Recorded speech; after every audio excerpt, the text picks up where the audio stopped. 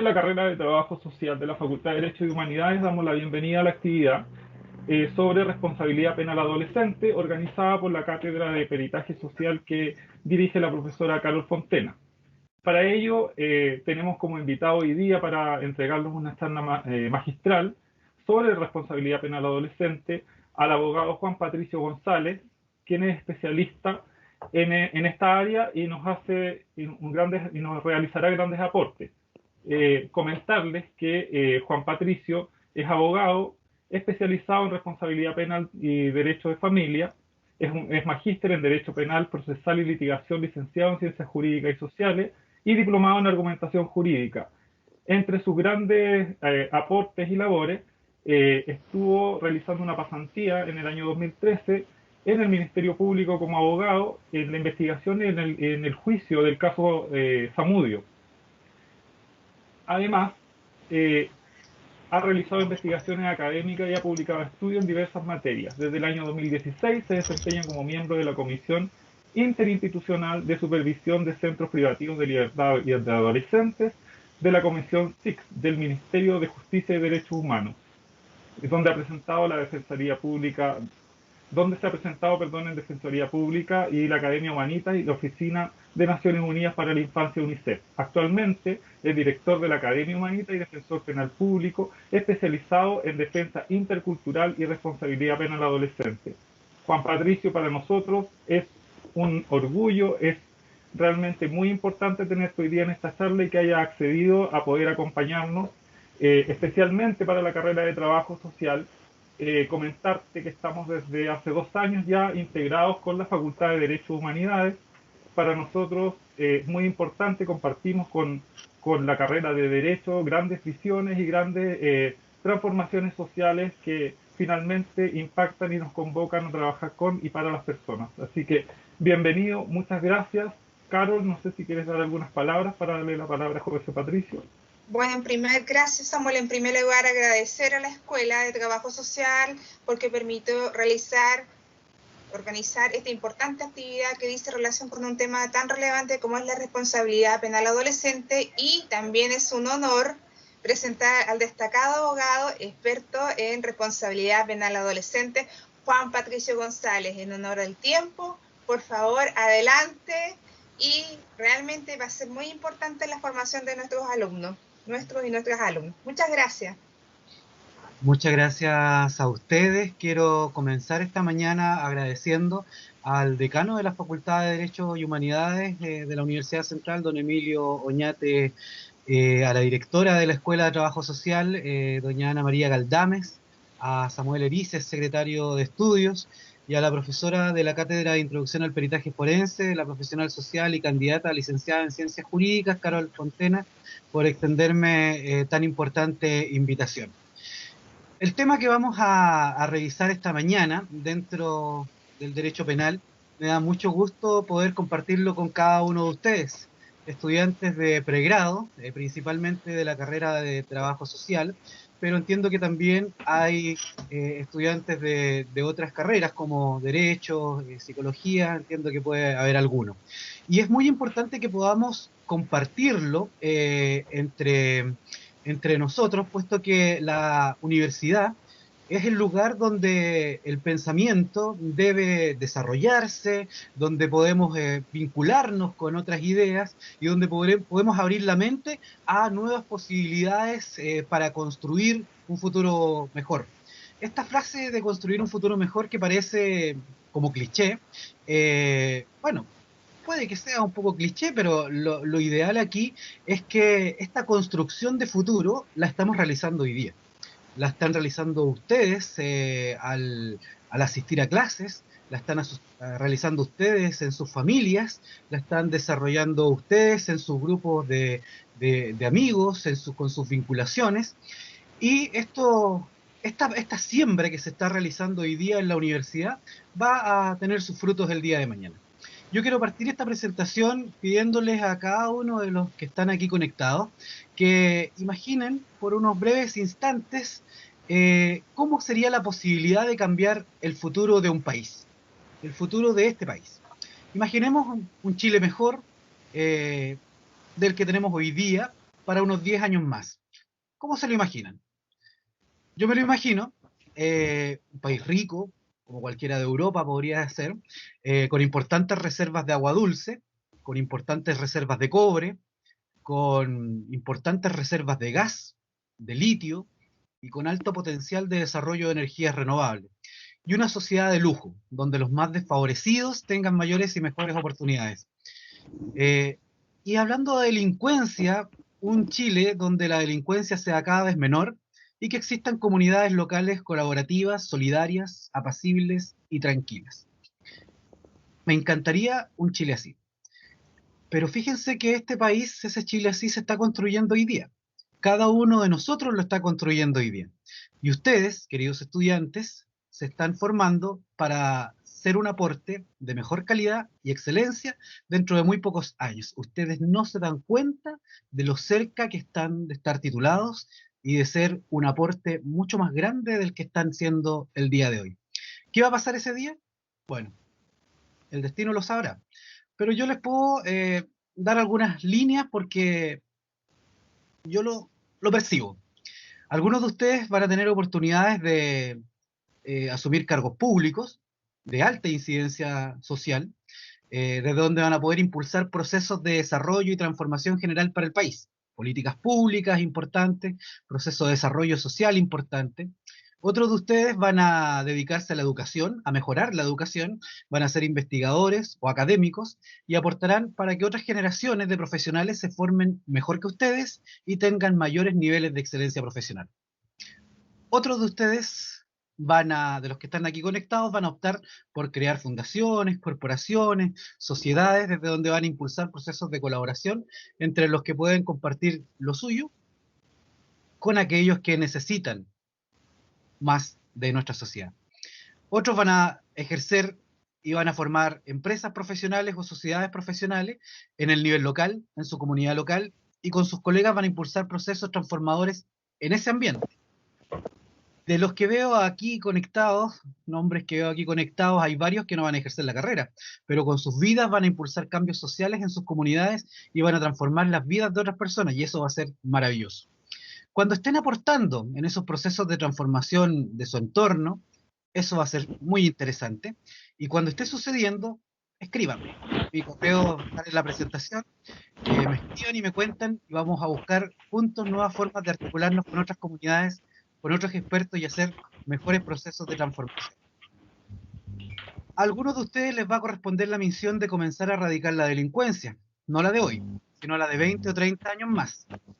Y a aquellos de ustedes que les va a corresponder acompañar profesionalmente a muchos de los que hoy día llamamos delincuentes juveniles o infractores de ley, como es más propio decirles, adolescentes en contacto con la ley penal. Algunos de ustedes van a ayudar a transformar las vidas de esos muchachos y van a lograr evitar que se pierdan en la violencia y el delito. Ya dije, otros de ustedes estarán haciendo lo mismo, pero por allá, más lejos. Y otros, sin buscarlo, tarde o temprano van a terminar vinculándose con este tipo de jóvenes. Para ellos, para los que tarde o temprano van a terminar vinculándose con algún joven en contacto con la ley penal, va esta presentación. Voy a pedirles que puedan silenciar mientras tanto sus micrófonos para que no haya ninguna interferencia. Les entiendo que al final vamos a tener un tiempo de preguntas y vamos a comenzar desde ya conversando un poquitito de cómo opera esta situación de la justicia penal juvenil. El título de esta presentación, como ustedes ya pueden verlo ahí, es Responsabilidad Penal de Adolescentes, Justicia Especial e Intervención Psicosocial para la Transformación de Personas. Bastante ambicioso el título, pero bueno, vamos a partir hablando un poco de justicia. Le voy a pedir a Samuel que pueda pasar a la siguiente lámina. Me parece que se puede poner en pantalla completa si se descarga, Samuel. Mientras tanto... Pasa, perdón, que es un PDF y el PDF no me deja descargarlo como tal. Perfecto, no hay ningún inconveniente. No hay ningún inconveniente. Para aquellos que están vinculados al mundo del derecho, les voy a contar que en la antigua Roma existió un jurista muy famoso para nosotros que somos abogados, que es Ulpiano. Y Ulpiano, dentro de todos sus razonamientos, él estableció o sentó las bases de lo que nosotros entendemos como justicia el día de hoy. Él decía que la justicia es la constante voluntad, constante y perpetua voluntad de dar a cada uno su derecho. Él decía que los preceptos o mandatos del derecho son vivir honestamente, no hacer daño a nadie y dar a cada uno lo que le corresponde.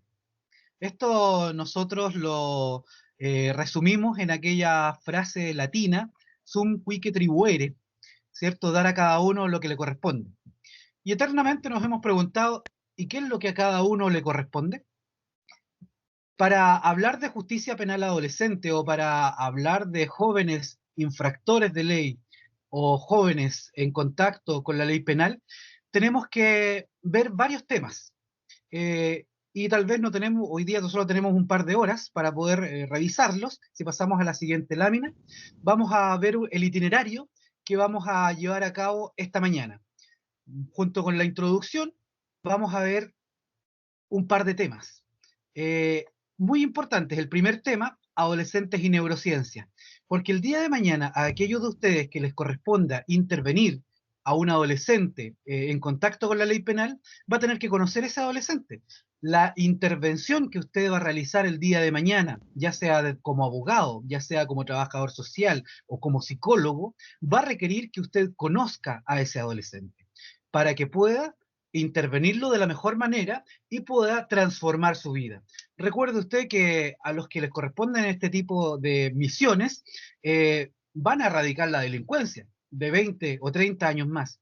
Y la intervención profesional que usted va a realizar va a transformar la vida de un joven que estuvo en contacto con la ley penal y va a tener lo que se llama el desistimiento criminógeno, que va a dejar la delincuencia y va a dedicarse a una vida como la que toda la sociedad espera.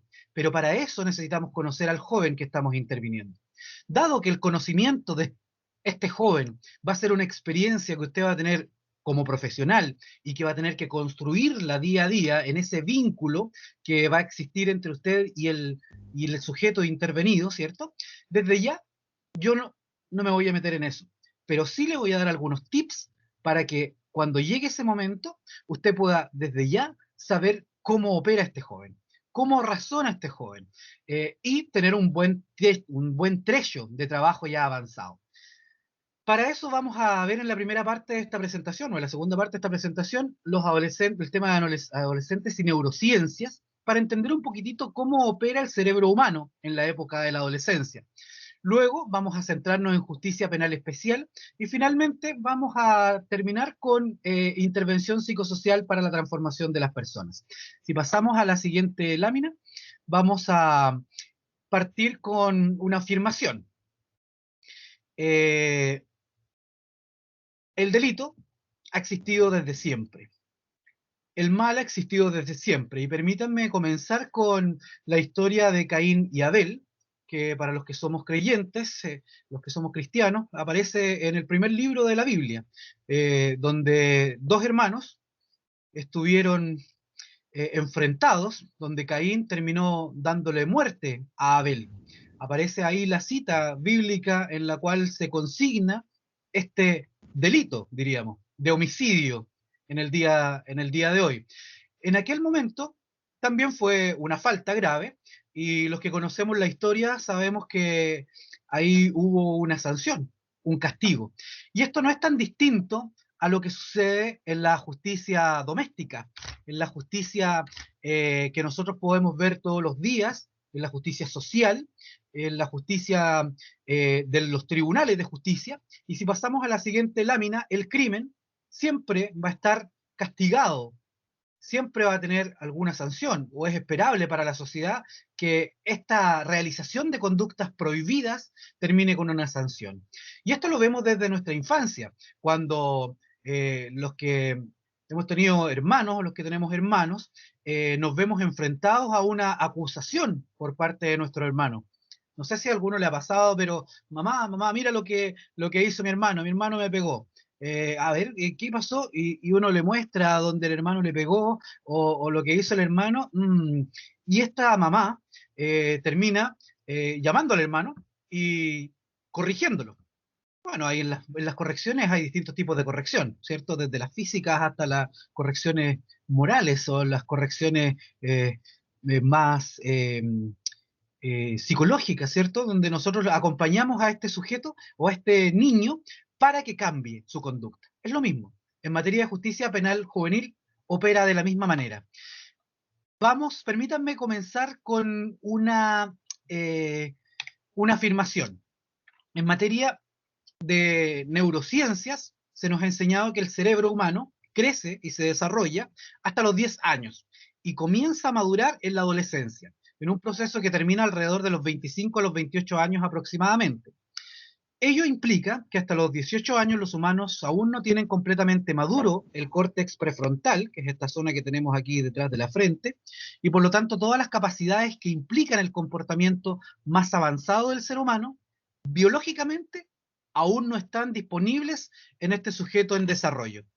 El derecho, por una parte, que nos regula, se va transformando y se va adecuando a estos nuevos descubrimientos de la ciencia, y la comunidad internacional ha reconocido que a diferencia de los adultos, las personas menores de 18 años necesitan una atención y protección especiales, sobre todo cuando han incurrido en infracciones a las leyes penales.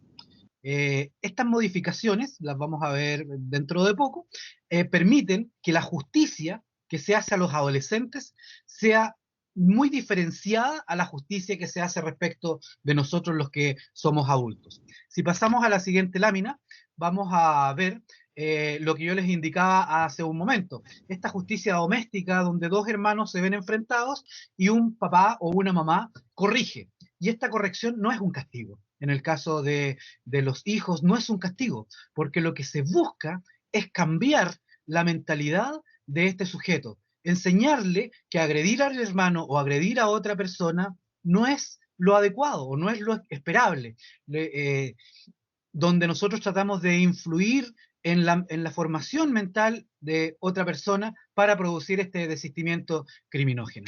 Y si pasamos a la siguiente lámina, vamos a ver escenas de crímenes.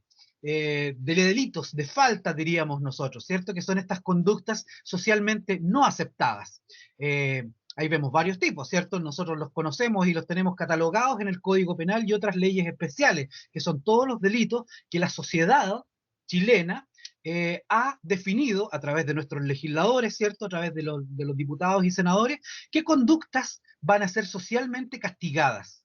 ¿Y cuál es el castigo? Y si vamos a la siguiente lámina, ¿cuál es el castigo que van a aplicar los tribunales de justicia, que vemos ahí en la parte superior de esa lámina, para recibir como sanción? En la siguiente lámina vamos a tener el proceso completo de delito y pena, de crimen y castigo, de falta y sanción. Ustedes pueden ver ahí al lado derecho de la presentación varias imágenes con distintos tipos de castigo que a lo largo de la historia el ser humano ha aplicado a otras personas que incurren en las conductas prohibidas, desde los flagelos físicos, torturas, ¿cierto?, hasta el encarcelamiento que vemos ahí en la parte central de ese conjunto de gráficas que hay al lado derecho, ¿cierto? Ese encarcelamiento se mantiene el día de hoy para los adultos que cometen delitos. Hay algunos matices que se aplican a los primeros delitos siempre y cuando sean delitos menos graves, ¿cierto? Que no se envía inmediatamente a la persona a la cárcel. Pero es un castigo igual.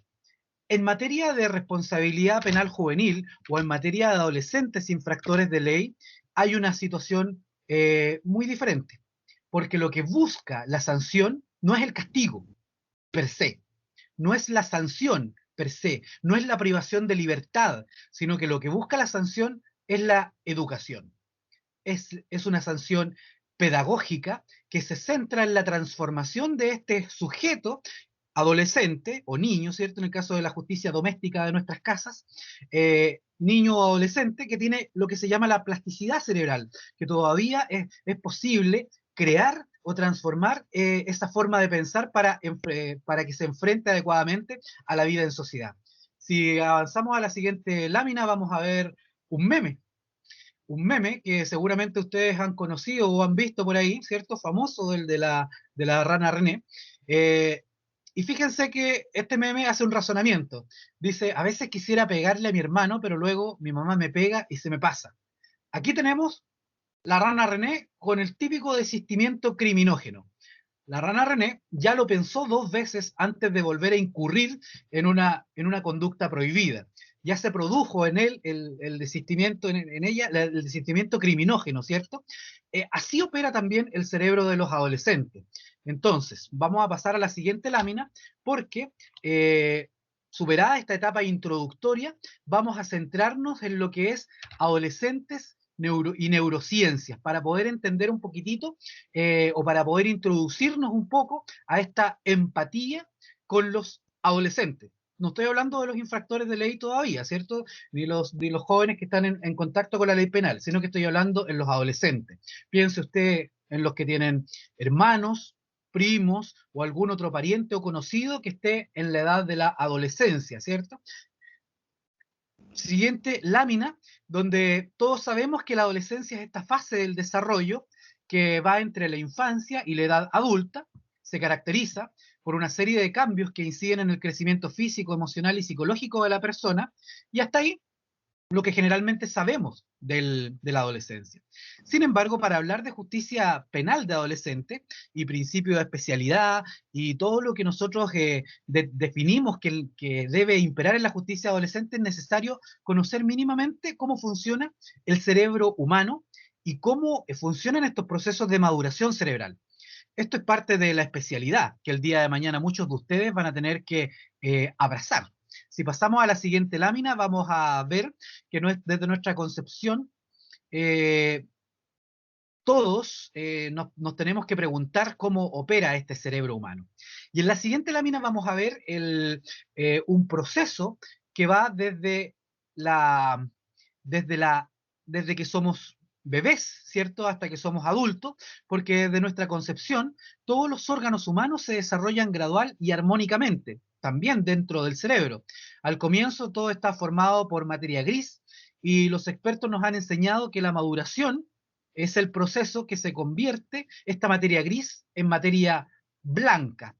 En la siguiente lámina vamos a poder ver que esta materia gris está formada por toda una red neuronal de nuestro cerebro, que son las neuronas, las dendritas, los axones, ¿cierto? Todo aquello que estudiamos en biología hace un par de años atrás, que están neuronas y interconexiones ramificadas, conectadas con otras para intercambiar y procesar información. El cerebro mantiene su desarrollo durante la infancia, como habíamos dicho. Alcanza su máximo tamaño alrededor de los 10 años de edad, o sea, cuando uno tiene los 10 años ya el cerebro está del tamaño de que nos va a acompañar prácticamente el resto de la vida, y comienza su maduración en la adolescencia. Y luego, si bien no continúa el crecimiento físico del cerebro o su volumen, ¿cierto? No se nos sigue agrandando el cerebro, la estructura del cerebro sí comienza a cambiar y a reordenarse. Algunas de las áreas del cerebro crecen, otras áreas se reducen y otras se reorganizan. En la siguiente lámina vamos a poder ver que las neurociencias nos han enseñado que este proceso va a permitir que se modelen las conexiones entre las neuronas y que este proceso que nosotros llamamos sinapsis permita esta interconexión, ¿cierto? Este intercambio de información. Y paulatinamente estas conexiones se van uniendo a otras, formando fibras y fascículos, y así durante unos 10 años, o sea, desde los 10 a los 20 años aproximadamente, la materia gris se va transformando en materia blanca, a través de lo que nosotros llamamos el proceso de mielinización, proceso en que las vainas de mielina, que ustedes recordarán de biología, ¿cierto?, van protegiendo los axones para asegurar la conducción de la información. Neurociencias. Vamos a ver la siguiente lámina, porque en la siguiente lámina hay algunas imágenes. En la letra A de del lado izquierdo, ¿cierto? Vamos a observar el cerebro de un bebé de 1 mes de vida. Y a la izquierda, el cerebro de un niño de 6 años. Abajo vemos 4 imágenes que están dispuestas en forma vertical, ¿cierto? Signadas con las letras C, D y F. Las letras C y D, que son las que están a la izquierda, son estudios de Golgi sobre la estructura neuronal de una parte determinada del cerebro de una persona. Y las letras E y F son estudios de las mismas porciones del cerebro, pero de un niño de 6 años. C y D corresponden a un niño de 1 mes de vida.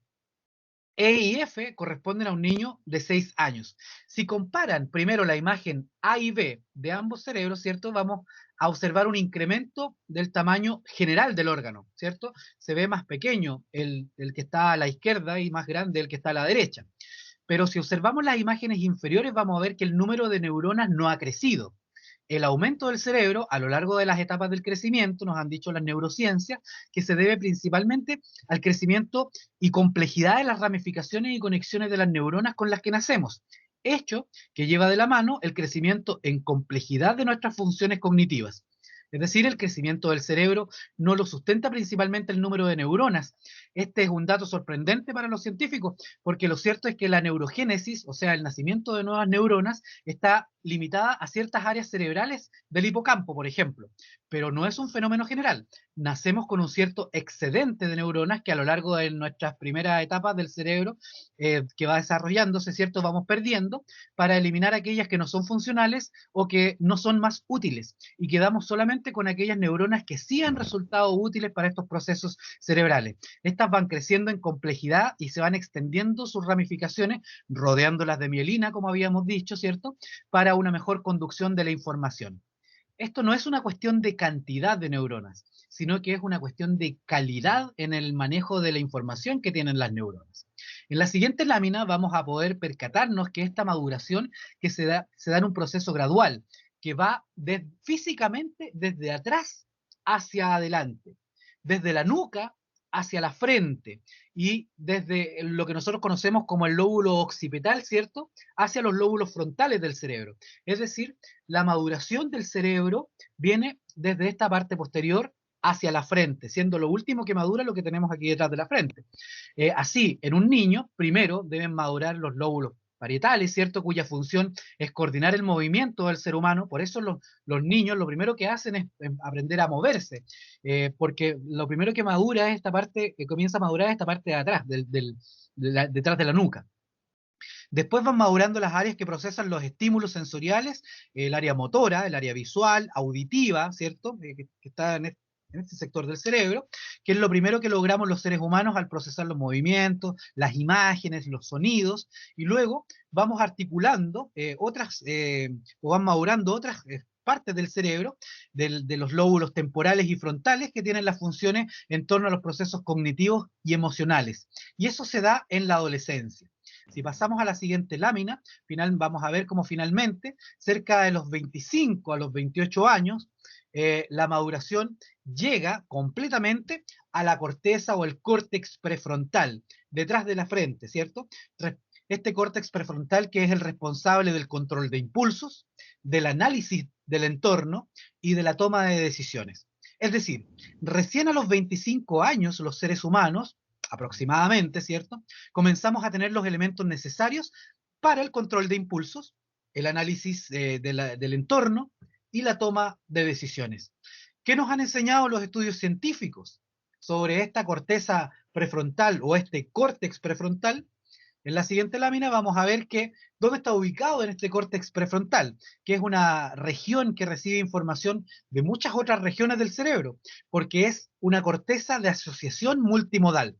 Es decir, ahí se recibe la información sensorial, límbica, hormonales, de movimiento, de ubicación, etcétera, y toda esa información se lanza al lóbulo frontal y es analizada por la corteza prefrontal para que tomemos mejores decisiones y definamos la conducta que vamos a realizar en el mundo. Es decir, el lóbulo prefrontal, ¿cierto?, este córtex prefrontal nos ayuda a la regulación del comportamiento personal en la comunidad social donde estamos creciendo. Las neurociencias lo dicen, no lo digo yo.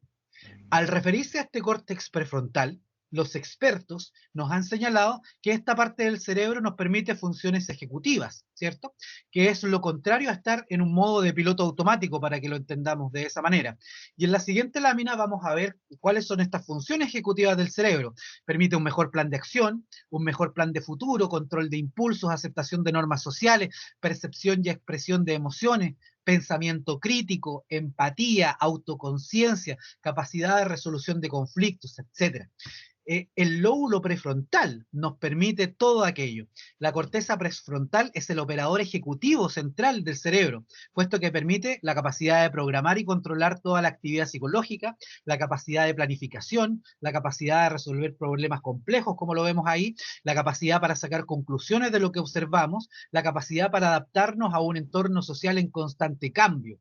Y en la siguiente lámina, en resumen, vamos a ver todas las capacidades que implican el comportamiento más avanzado del ser humano: la anticipación, el establecimiento de metas, el diseño de planes y programas, el inicio de las actividades y las operaciones mentales, la autorregulación personal, ¿cierto? Y el control de impulsos, la monitorización de las tareas, la selección precisa de los comportamientos y las conductas que vamos a llevar en el mundo, la flexibilización del trabajo cognitivo, la organización de este trabajo en el tiempo y en el espacio, la regulación de la conducta por medio de la retroalimentación ambiental, etc.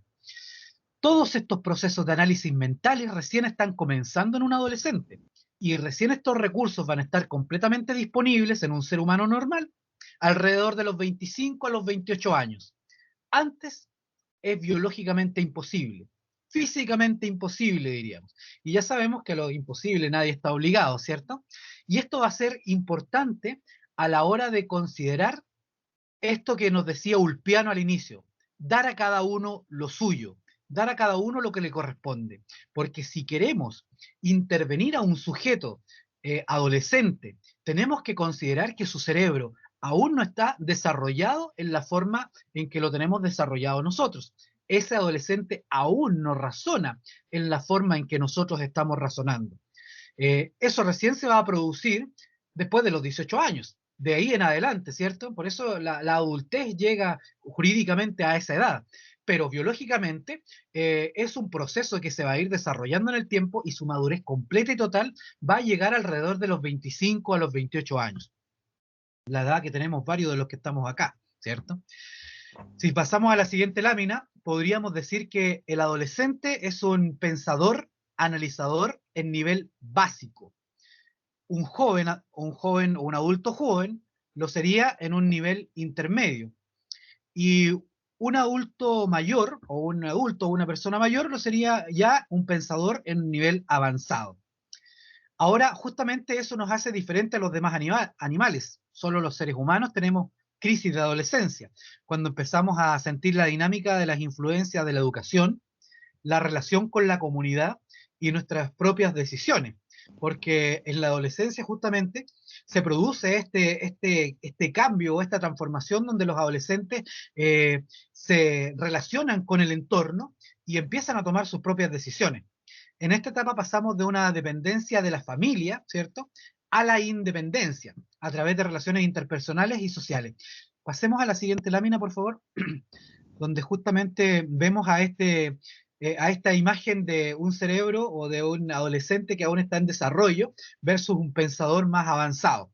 Y en la siguiente lámina vamos a poder darnos cuenta, pasemos por favor, de estos 4 procesos que hay: maduración tardía de la corteza frontal, ¿cierto?, que nos ayuda a controlar la impulsividad; el aumento del egocentrismo, esta fábula personal de audiencia imaginaria; la construcción de la identidad y la orientación al grupo de iguales. Estas características que se empiezan a dar en la adolescencia nos muestra este periodo de cambios que ya estábamos revisando desde las neurociencias, ¿cierto? Pero aquí ya lo podemos ver un poco materializado en cómo se percibe desde lo externo.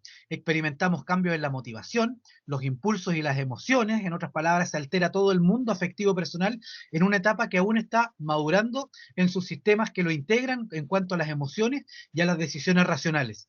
Y justamente en esta etapa es donde recién entran en juego las reglas sociales o las reglas jurídicas. Antes de pasar analizar lo jurídicamente relevante, ¿cierto? Vamos a hacer un pequeño repaso de todos estos conocimientos, de todos estos temas, de todos estos tópicos, para no olvidar qué es necesario conocer antes de acusar, antes de defender, antes de juzgar a un adolescente o antes de intervenirlo. Ya sea un adolescente infractor de ley o en contacto con la ley penal, o un adolescente de nuestros entornos, de nuestras familias o de nuestros conocidos, ¿cierto? Vamos a hacerlo ayudados por estas imágenes que encontré en internet. Pasemos a la siguiente, por favor, de innovación educativa, donde se nos muestra este llamado al juicio, donde se nos explica que el cerebro razona de una manera muy distinta, o se desarrolla de una manera muy distinta, primero desde la parte posterior a la parte anterior, a la parte de adelante, ¿cierto? En la siguiente lámina vamos a poder verificar que el córtex prefrontal está un poco desarrollado en materia de adolescentes, y por ello estos adolescentes son más sensibles al comportamiento arriesgado e impulsivo, ¿cierto? Y también son más sensibles a la presión social. El entorno, el grupo de amigos, el grupo de pares, influye mucho en la toma de decisiones de un adolescente. Un adolescente va a querer validarse frente a su grupo de amigos, frente a su grupo de pares. Y en esa validación va a depender del entorno, va a depender de ese grupo de pares, las conductas que este joven esté dispuesto a realizar para sentirse aceptado en este grupo de pares. Y va a depender de las exigencias de este grupo de amigos, ¿cierto? De este grupo de esta pequeña comunidad a la que va a pertenecer este adolescente, cuál va a ser la vida arriesgada que va a realizar en este desarrollo. Sigamos a la siguiente lámina, porque vamos a ver ahí que los adolescentes utilizan en una menor parte, como habíamos dicho, este córtex prefrontal. Y en un estudio que se diseñó para determinar las diferencias entre el cerebro adulto y el cerebro adolescente, se le pidió a los adolescentes que pudieran identificar cuáles eran las emociones que ven en una cara, en una imagen. El 100% de los adultos acertó al poder identificar el miedo, por ejemplo, pero el 50% de los adolescentes no acertó, y algunos señalaron que había una expresión de miedo, otros de sorpresa. Es decir, el cerebro de un adulto con el cerebro de un adolescente procesan, como les decíamos, la información de manera distinta. En la siguiente lámina podemos señalar que o podemos ver que todos estos datos justamente nos permiten concluir que el cerebro adolescente todavía no está biológicamente activo en la forma en que lo tienen los adultos. Es más susceptible a muchas otras influencias, por ejemplo, a la influencia física que produce el alcohol o que producen las drogas. Por eso es tan complejo el consumo del alcohol y las drogas en la adolescencia, porque es en la adolescencia donde este cerebro se está desarrollando, a diferencia de lo que lo sería en la etapa adulta, ¿cierto? Entonces las sinapsis van a ser muy diferentes en los adolescentes que en los adultos. Pasemos por favor a la siguiente lámina. Hay un estudio que también se ha verificado, donde los adolescentes son 4 veces más propensos a estar involucrados en accidentes de tráfico que los adultos. Cerca de 2/3 de los adolescentes también van a ceder a la presión del grupo para mejorar su estatus dentro de ese grupo o comunidad. Y 9 de cada 10 adolescentes se dice que, siendo testigos de conductas como bullying, cierto, ciberbullying, no lo van a denunciar. Esto porque el cerebro, ya sabemos, funciona de manera distinta. En la siguiente lámina vamos a poder ya entender que luego de una serie de experiencias de ensayo y error que realiza el ser humano adolescente, en su vinculación con el entorno, las neurociencias nos han enseñado que este cerebro alcanza su madurez, como lo veníamos diciendo, alrededor de los 25 a los 28 años. Ciertamente hay una gran diferencia en torno a cómo razonan o cómo toman las decisiones los adolescentes a cómo tomamos las decisiones los que nos consideramos adultos. Respecto de esta toma de decisiones, influye en cómo la sociedad nos va a juzgar cuando somos adolescentes. Si la decisión que tomamos no es una decisión aceptada por la sociedad, seguramente vamos a tener que cambiar esa conducta y alguien nos va a juzgar por esa conducta. Generalmente, pasemos por favor a la siguiente lámina, esa conducta va a ser juzgada por adultos y no por otros niños o adolescentes. Vemos aquí en la imagen de un juicio que se hizo al lobo feroz. Hace cada cierto tiempo el Poder Judicial abre sus puertas para que los niños conozcan cómo opera el sistema de justicia. Y se realiza en muchos tribunales una recreación de un juicio al lobo feroz, por el delito que el lobo feroz cometió, ¿cierto? Ya conocemos la historia, Caperucita, Bosque, lobo feroz, abuelita. Y el juicio no sería lo mismo cuando lo realizan, cuando los adultos juzgan a un niño o a un adolescente, cuando a otros niños juzgan a ese niño o adolescente, ¿cierto? Es muy distinto cuando juzgamos a nuestros pares a cuando un adulto nos juzga. El problema no se produciría si nos juzgaran nuestros pares, porque los adolescentes se entienden entre sí y seguramente van a tener una justicia especial.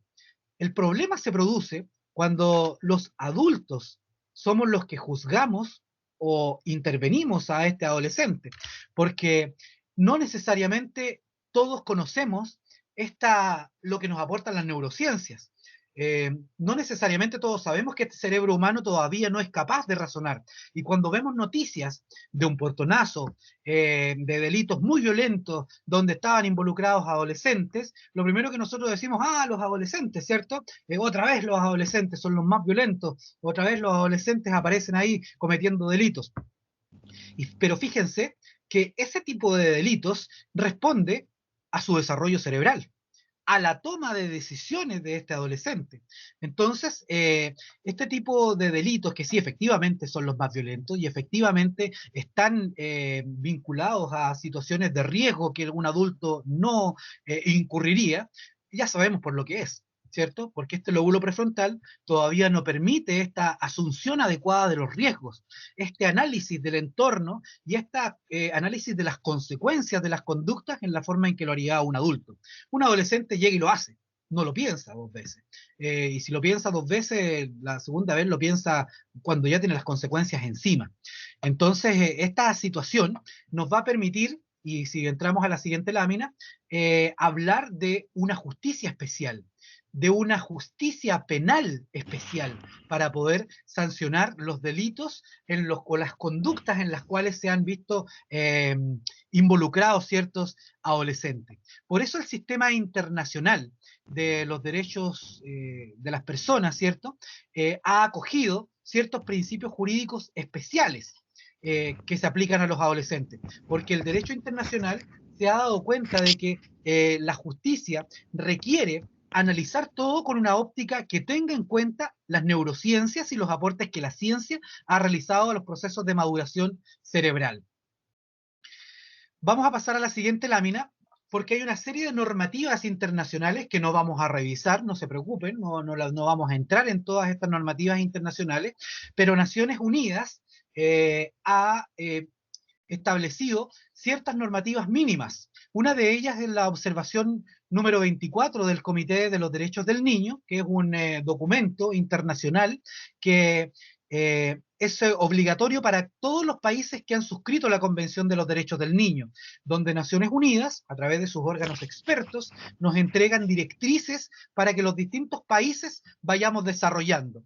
Aquí nosotros vemos justamente el apartado número 22 de esta observación general número 24, que es la última que se ha emitido, donde se nos dice que estas pruebas que ha realizado la ciencia nos permite concluir que es poco probable que los jóvenes comprendan las consecuencias de sus acciones o entiendan los procedimientos penales. En esta etapa tan singular, dice esta definición, de esta observación, en esta etapa tan singular de definición de desarrollo humano, caracterizado por un rápido desarrollo del cerebro, lo que afecta a la asunción de los riesgos, a ciertos tipos de toma de decisiones y a la capacidad de controlar los impulsos. Esta observación general de Naciones Unidas ya nos muestra cómo está razonando el derecho internacional. En la siguiente lámina podemos concluir que esta directriz supranacional, que reemplazó a la observación general número 10, estuvo vigente desde 2007 y por más de 10 años. refleja los cambios que se han producido desde 2007 como resultado de la promulgación de normas internacionales, de la jurisprudencia del comité y nuevos conocimientos sobre el desarrollo de la infancia y la adolescencia y la experiencia práctica, ¿cierto? Como las relativas a la justicia restaurativa, cuestión que vamos a ver hacia el final de esta presentación. Vamos a pasar a la siguiente lámina para conocer el marco normativo general que nos muestra el derecho internacional para poder juzgar a un adolescente o para poder intervenirlo. Primero vamos a decir que esta Convención de los Derechos del Niño, que ustedes seguramente han conocido en su formación, es una norma internacional que goza de haber sido suscrita por casi todos los países del mundo, casi todos los que ustedes ven ahí, excepto uno que está en la parte superior de América, ¿cierto? Que no voy a decir cuál es. Esta Convención sobre los Derechos del Niño lo que busca, pasemos por favor a la siguiente lámina, es promover en el mundo los derechos de los niños, niñas y adolescentes, ¿cierto? Cambiando definitivamente la concepción de la infancia.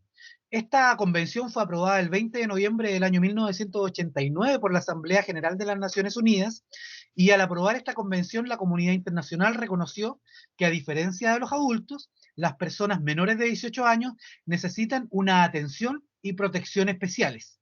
Todos los menores de 18 años, sean infractores de ley, no sean infractores de ley. En términos generales, la Convención sobre los Derechos del Niño establece que los países que la han ratificado deben asegurar que todos los niños y niñas se beneficien de una serie de medidas especiales de protección y asistencia. Siguiente lámina, por favor. Esta convención se articula en un conjunto de derechos para todos los niños y niñas sobre la base de 4 principios fundamentales: la no discriminación, el interés superior del niño, el derecho a la vida, a la supervivencia y al desarrollo, y el respeto por la opinión de los niños y niñas. Los países que han ratificado la convención deben informar regularmente sobre sus avances al Comité de los Derechos del Niño de Naciones Unidas, y este comité, a su vez, analiza y comenta estos informes y alienta a los países a tomar medidas. Y este mismo comité es el que elabora estas directrices que vimos antes, ¿cierto? Estas observaciones generales, donde la última, ya les había dicho, es esta observación general número 24 del año 2019. Pasemos a la siguiente lámina. En América, los órganos superiores en materia de derechos de las personas, o de los derechos humanos, ¿cierto? Específicamente la Comisión Interamericana de los Derechos Humanos, ha sostenido que la Convención sobre los Derechos del Niño implica un cambio sustancial respecto de la forma de tratar el tema de la infancia. Esta transformación se conoce como la sustitución de la doctrina de la situación irregular por la doctrina de la protección integral, que en otros términos significa pasar de una concepción de los menores como objetos de tutela y protección a considerarlos como sujetos plenos de derecho.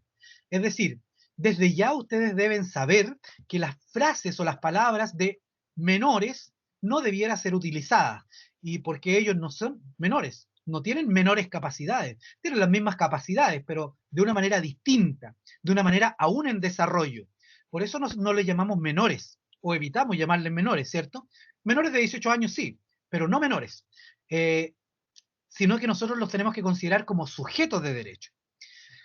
Dado que la Convención de Derechos del Niño supera esta figura de objeto de protección, ¿cierto? Y los sitúa a los adolescentes infractores de ley o a los adolescentes en contacto con la ley penal como sujetos de derecho, es necesario adecuar la normativa interna o las leyes de cada uno de estos países a estos nuevos lenguajes, principios y procesos.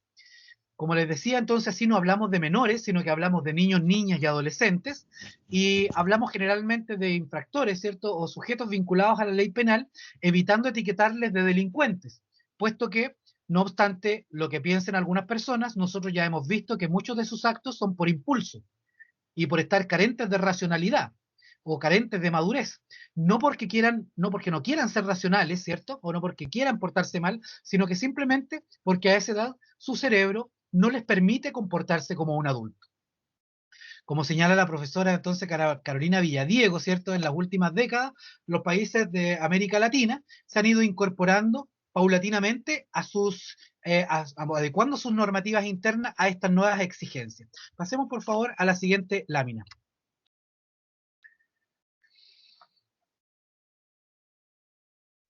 En esta presentación no nos vamos a referir a los aspectos sustantivos ni adjetivos contenidos en las legislaciones de los distintos países, sino que vamos a ver cuestiones un poco más generales relacionadas a la normativa. Ustedes como trabajadores sociales, como psicólogos y especialmente los que van a ser abogados que están aquí, van a vincularse con otros psicólogos, con otros trabajadores sociales y con otros abogados. Y entre estas tres carreras o entre estas tres profesiones van a desarrollar procesos de transformación de adolescentes. Actualmente se está realizando, pero los profesionales que actualmente lo están realizando, no todos tienen las capacidades y expertices que ustedes van a tener que desarrollar.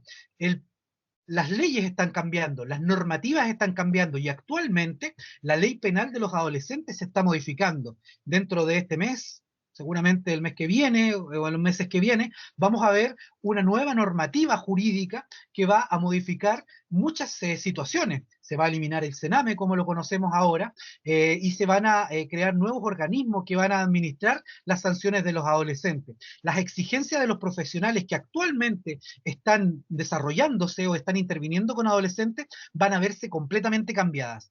Y ustedes tienen la suerte de estar justamente formándose actualmente para enfrentar esos nuevos cambios, para enfrentar esas nuevas normativas. En la siguiente lámina vamos a ver que actualmente la ley que regula a los adolescentes infractores de ley o a los adolescentes en contacto con la ley penal es la ley 20.084. Esta ley tiene muchas normas que son todas adecuativas, ¿cierto? Que adecúan el sistema interno al sistema internacional de los derechos humanos de los adolescentes. Y este cuerpo normativo ingresa formalmente a través de varias normas que no las vamos a conocer el día de hoy, ¿cierto?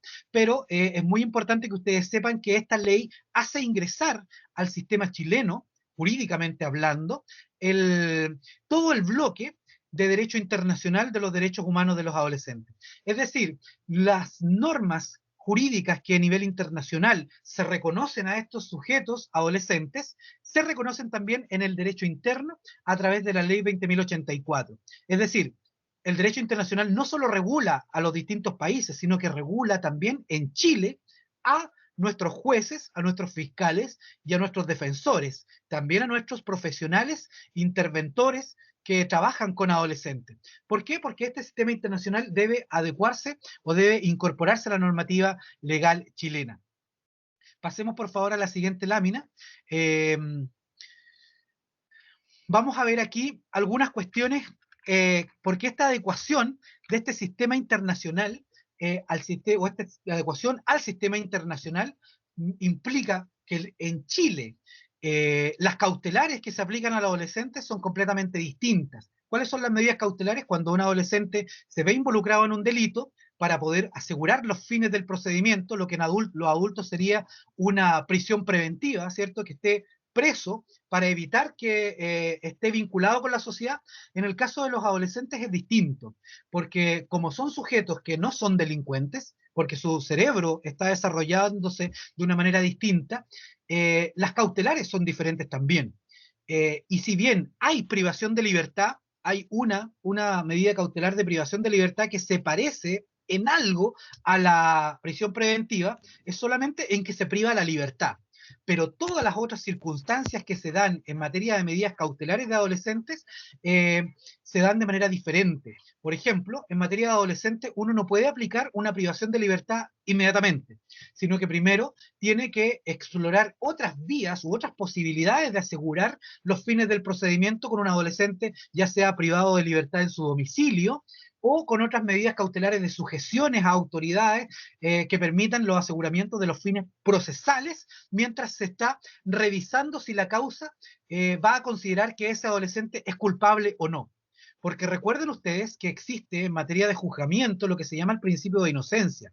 Si alguien nos acusa a nosotros, ya sea en la justicia doméstica, por así decirlo, ¿cierto? Cuando nuestro hermano nos acusa de haber cometido un delito y llega el hermano con la magulladura en la cara y le dice, mira mamá, mi hermano me pegó, ¿qué es lo que hace la mamá? Le ve la magulladura, pero inmediatamente piensa en que, bueno, ¿le habrá pegado o no?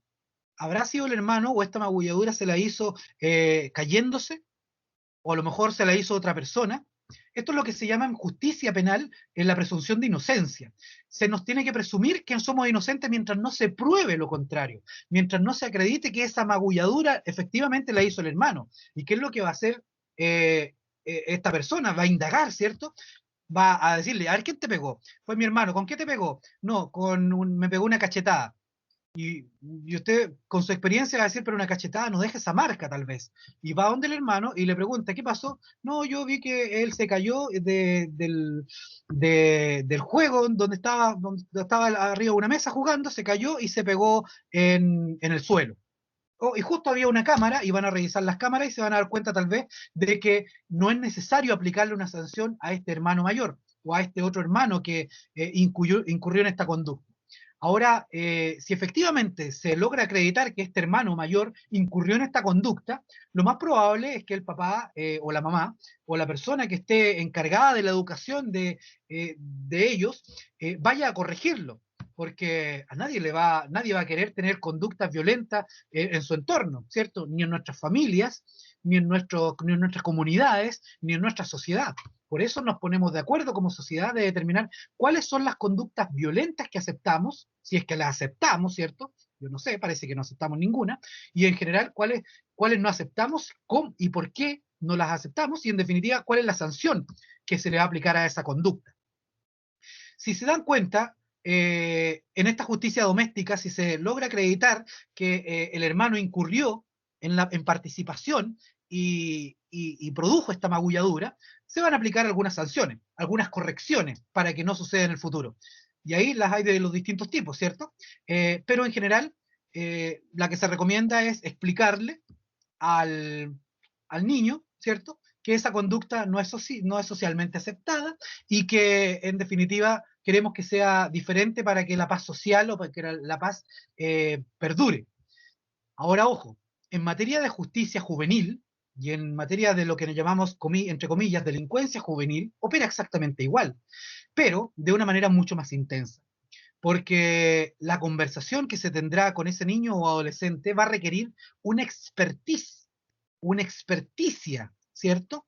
Por parte del profesional que lo va a intervenir. No va a bastar una conversación sencilla, va a implicar que usted como profesional social va a tener que buscar las herramientas y recordar todas aquellas cuestiones que aprendió durante el pregrado y durante el posgrado, porque usted va a seguirse formando el día de mañana. Va a tener que elaborar o va a tener que mantenerse actualizado en todos los conocimientos, no solamente sociales, sino que psicosociales y jurídicos, para poder intervenir adecuadamente a ese niño o adolescente, para que este niño o adolescente sea distinto. Y las cautelares que el proceso, como lo veníamos diciendo, se aplican justamente van a ser diferentes en razón de estas consideraciones. Porque apunten por ahí, la medida cautelar más grave en el sistema de justicia penal adolescente se llama internación provisoria. Es como la prisión preventiva, pero no es igual, es completamente distinta a la prisión preventiva. En la prisión preventiva uno encierra a una persona en un establecimiento penitenciario, ¿cierto?, para evitar que se contacte con la sociedad. Pero no nos olvidemos que los adolescentes justamente se les habilita para que cuando se conecten con la sociedad lo hagan de manera adecuada. Por eso se evita la privación de libertad de buenas a primeras, sino que solamente se aplica como medida de última ratio, le llamamos los juristas, como medida de último recurso. Cuando no hay más posibilidades, se aplica la privación de libertad. Los plazos de investigación son también distintos en materia de adolescentes. Los plazos de investigación son más cortos. Si una investigación penal de la fiscalía por un delito en un adulto va a demorarse 2 años, en el caso de los adolescentes, esa investigación debe circunscribirse a 6 meses. ¿Y por qué? Porque como nosotros sabemos, en nuestros entornos, en nuestras casas, ¿cierto? Para que la intervención que se va a realizar con el niño que ha realizado una conducta prohibida, para que esta intervención surta efecto y el niño no vuelva a incurrir en esta conducta, se requiere que la intervención sea rápida, en el momento. O sea, si yo veo que el niño atacó al perro de la casa, por ejemplo, a la mascota, y el perro está sufriendo, ¿cierto? El niño no se dio cuenta, a lo mejor lo hizo sin darse cuenta, en un momento de descontrol. Yo lo que busco es que en ese mismo instante intervengo al sujeto, intervengo al niño en ese mismo instante para que el niño entienda de que la conducta que realizó no es una conducta socialmente aceptada o familiarmente aceptada, ¿cierto? Ese sistema también se lleva a la justicia penal adolescente. La conducta debe ser sancionada lo más coetáneamente posible a la infracción, lo más cercanamente a la infracción. Es decir, se comete la infracción y ojalá inmediatamente se aplique la sanción. Vamos a ver que, y hablando de sanciones, nos vamos a ir al último punto de esa lámina que ustedes ven ahí. Las sanciones de adolescentes son distintas. Si en materia de adultos la sanción es la privación de libertad, o la cárcel, ¿cierto? Por así decirlo, en materia de adolescentes la sanción no es la cárcel. ¿Por qué? Porque el razonamiento que ha tenido el legislador, diputados y senadores, ¿cierto?, al momento de aceptar este sistema internacional es justamente considerar a los adolescentes infractores de ley como sujetos en desarrollo. Entonces, si todavía este joven no analiza las cosas como lo analizo yo, como lo analiza usted, no podemos aplicarle las sanciones que nos aplicarían a usted o a mí. Las sanciones están diseñadas completamente distintas a las sanciones que tienen los adultos. Como les decía, si la privación de libertad es la sanción que se aplica a los adultos por antonomasia, ¿cierto? Por excelencia, en materia de adolescentes no. En materia de adolescentes la privación de libertad es lo último que se hace. Lo primero que se hace es la intervención, porque en materia de adolescentes la sanción es la intervención. Y aquí es donde es importante que ustedes, como profesionales sociales que están formándose, tengan desde ya este conocimiento, porque en materia de adolescentes no metemos a los adolescentes a la cárcel, a los adolescentes los intervenimos para que produzcan o para que se produzca en ellos este desistimiento criminógeno. Y esta intervención, ustedes se van a dar cuenta que van a aplicar todos los instrumentos que sus profesores actualmente le están enseñando, los instrumentos que ustedes conocen que van a ser los más exitosos para poder intervenir a un sujeto o a su comunidad, ¿cierto? Pero ustedes se van a dar cuenta que en esta intervención este sujeto también está influido por su entorno, por su grupo de pares, por el entorno social, por su familia, por sus amigos, por sus vecinos, por sus barrios, donde tenemos barrios que de repente son barrios completos que están vinculados a la delincuencia, al narcotráfico, etc. Entonces, ese sujeto no va a ser un sujeto fácil de intervenir. Por eso es importante que ustedes desde ya vayan entendiendo, vayan incorporando estos conocimientos distintos, de distintas disciplinas, porque usted el día de mañana no se va a tener que conformar con su formación académica de su carrera, sino que va a tener que buscar elementos en otras carreras, en derecho, en trabajo social, en psicología, para que su trabajo profesional sea un trabajo de excelencia. Y el resultado de ese trabajo, el resultado de esa intervención psicosocial que usted va a realizar o esa intervención jurídica que usted va a realizar, sea una intervención de excelencia que logre transformar las vidas de otros, que logre transformar las vidas de este sujeto en desarrollo, que por esas cosas del destino se vio involucrado en un delito y que ahora está siendo intervenido por parte del Estado, y usted como profesional va a tener una importancia ahí, una importancia muy trascendental en ese proceso de transformación. Yo los quiero invitar, antes de seguir adelante, a que podamos soñar, volver a soñar esa sociedad más justa, esa sociedad más fraterna y más solidaria, como dice, como dice el objetivo o el fundamento de Academia Humanitas, institución a la cual también pertenezco, ¿cierto? Donde podamos construir sociedades más justas, más fraternas y solidarias. Y para esta construcción de sociedades mejores es necesario mirar al otro en su individualidad, mirar al otro en sus características personales y en su entorno, comprender al otro y desde ahí transformar al otro, desde ahí acompañar al otro para transformarlo o para habilitarlo o para permitirle las transformaciones que ese otro está llamado a hacer. Por eso, en materia jurídica, como les decía, la sanción es la intervención, porque esta intervención busca el interés superior del adolescente, busca que sea adecuada a este joven en desarrollo, y por eso la sanción no es la privación de libertad como en el caso de los adultos.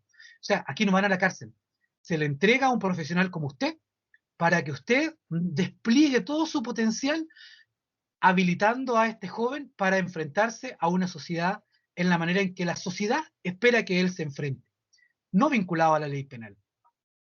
Sigamos, por favor. No, antes de pasar a la siguiente lámina, les voy a contar que los plazos también, como son distintos, 6 meses, porque la sanción tiene que ser lo más cercana posible a la infracción, los plazos de prescripción también son menores. La prescripción es una institución jurídica un tanto extraña. Lo que busca es normalizar las situaciones.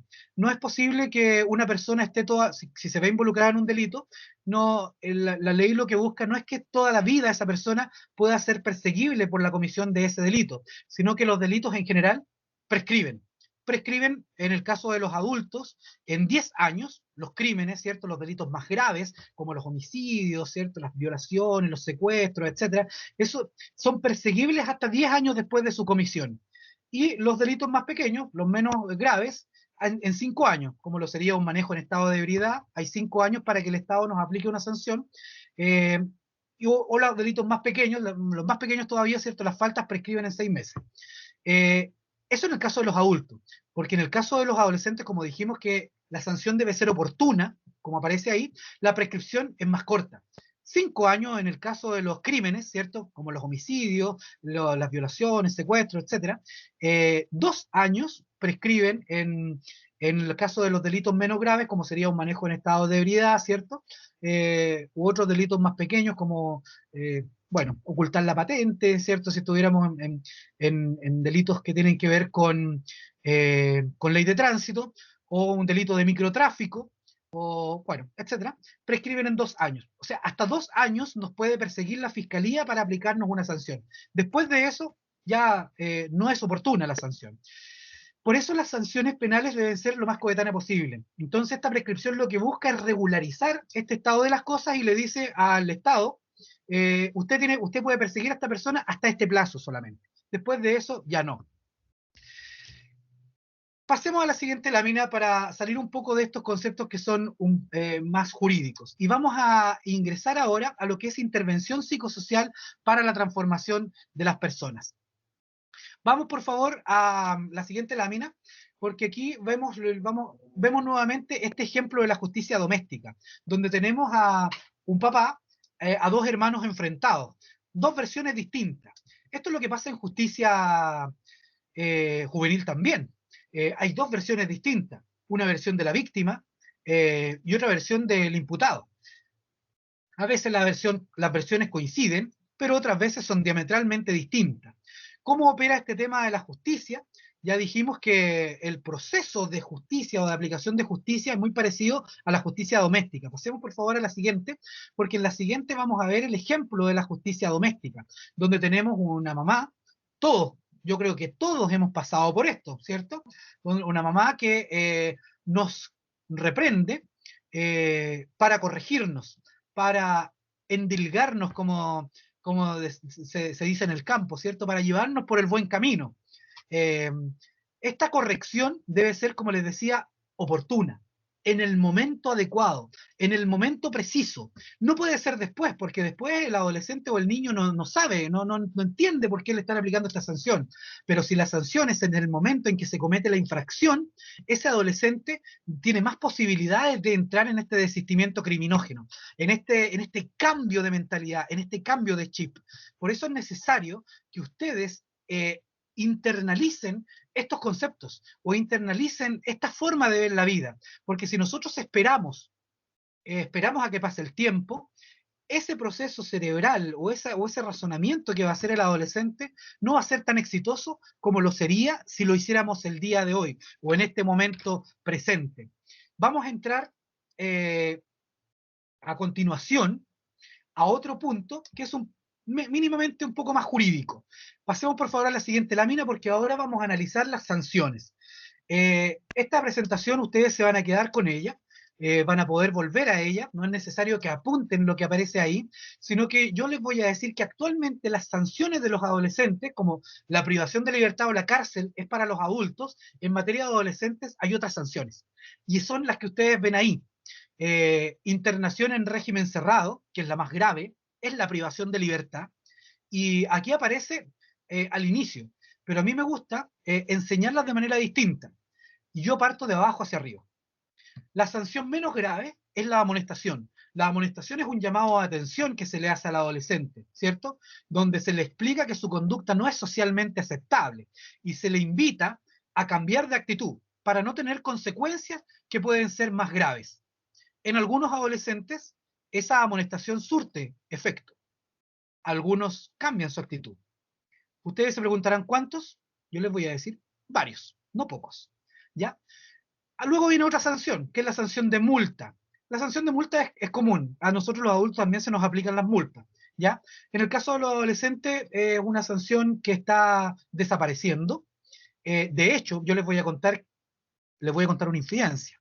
Se está modificando la ley en estos precisos instantes. Los legisladores, diputados y senadores están modificando este catálogo de sanciones que ustedes ven ahí y están eliminando la letra G, están eliminando la multa. Y además les voy a contar otra infidencia. Están también eliminando la letra B. Así que hasta hoy, yo una vez que termine esta presentación, vuelvo al juzgado de garantía donde me corresponde ejercer y voy a seguir aplicando la ley 20.084 con el catálogo de sanciones que ustedes ven ahí. Pero dentro de poco este catálogo de sanciones va a cambiar. Por favor, si pasamos a la siguiente lámina, ese catálogo de sanciones se va a transformar en lo que ustedes ven ahí. Y yo se los quiero enseñar cómo ustedes lo ven ahí, porque cuando ustedes ya lleguen al mundo profesional, se van a encontrar con este catálogo de sanciones. Todavía esto no es ley de la República y puede que algo cambie, pero desde ya ustedes van a saber que este catálogo de sanciones que se está tramitando en el boletín 11.174-07 en el Congreso tiene estas nuevas sanciones: la amonestación, la reparación del daño causado como una forma de sancionar al adolescente, la prestación de servicios en beneficio de la comunidad, también como una forma de sancionar al adolescente, y luego vienen otras 4 sanciones que son muy interesantes. A muchos de ustedes les va a corresponder trabajar el día de mañana en la institución que va a reemplazar al Sename, que actualmente se está tramitando en el Congreso. Y en esa institución se van a aplicar estas sanciones. Ustedes las van a aplicar el día de mañana. Postulen, lo quieran o no, muchos de ustedes van a terminar igualmente vinculados con adolescentes infractores de ley.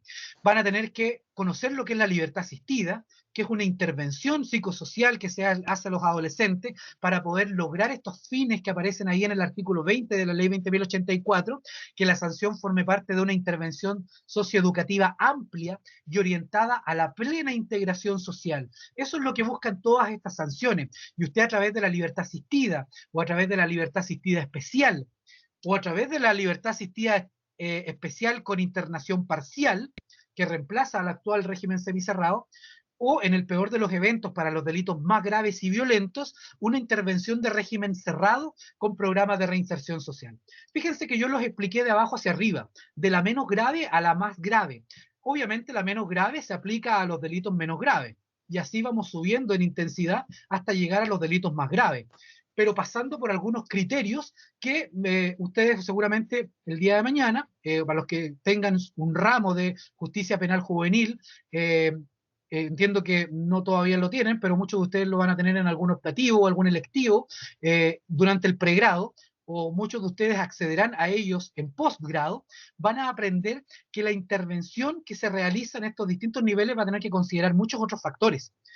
No se puede aplicar matemáticamente una sanción a un adolescente, delito de hurto, amonestación, delito de violación, régimen cerrado, delito de secuestro, régimen de libertad asistida, no sé, de régimen cerrado, sino que vamos a tener que atender a las características personales de ese adolescente que estamos juzgando.